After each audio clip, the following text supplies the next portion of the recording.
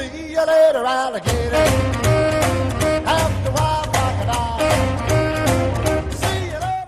Hello there guys and girls, it's Paul Archer from dronesgeek.com, and a few days ago the new Mavic Air has been released to the public. It's a big move from DJI and I'm very sure this new drone will sell like crazy. But should you buy it? If you want to see more specs about the drone, how well it records and flies, go check over here my complete analysis of all the reviews that have been done until now on YouTube. Everyone is saying that the Mavic Air is the child of Spark and Mavic Pro, and they are pretty much right.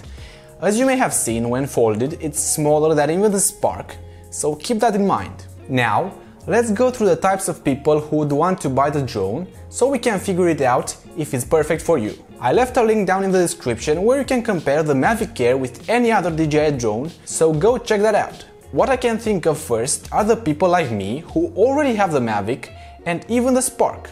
Would it be worth it for me, for example? Well, if you're really rich and have a lot of money to spare, getting an additional Mavic Air along these drones that you already have will help you have more freedom and maybe just have another drone as a backup.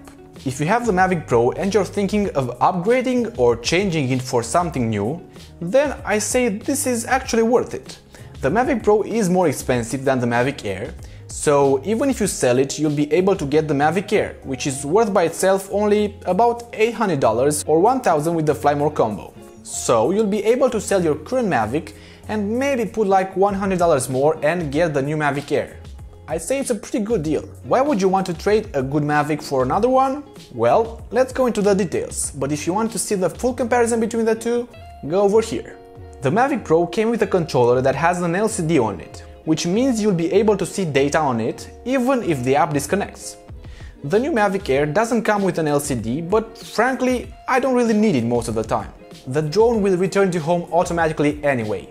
The thing is, you'll probably poop your pants when doing so, because you won't have any idea if it is actually returning to home to you or not. I guess that is the risk of flying too far. Another benefit of the old Mavic over here is its higher range. You'll be able to fly 7 kilometers in the United States and about 3.5 in Europe, which is a lot. But if you're happy with the new Mavic Air range, then it's not really a problem.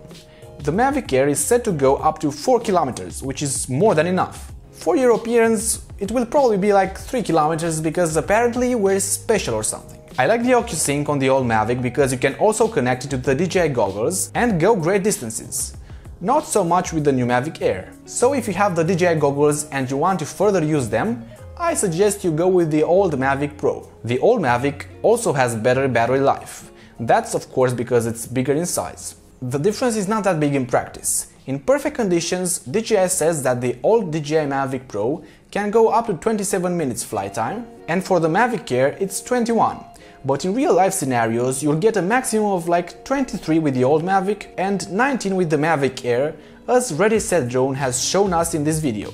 But if you get the Fly More combo with the new Mavic Air, flying time might not be such a big issue. Now, enough with bashing the Mavic Air, let's see what good it can do for you. The most important feat is its small size. If you're someone who goes to travel a lot and doesn't want much space occupied, this drone is perfect. Not only is it smaller than the Spark when folded, the joysticks also come off to give you more space and protect the remote. Now, for both casual users and professionals, the two new sensors on the back of the Mavic Air mean you'll be able to easily fly backwards to get some beautiful shots and not tremble in fear in the meantime. Another stellar feat of the new Mavic is that it can shoot 2.7K at 60 FPS, which will make the video much smoother and able for a little slow motion.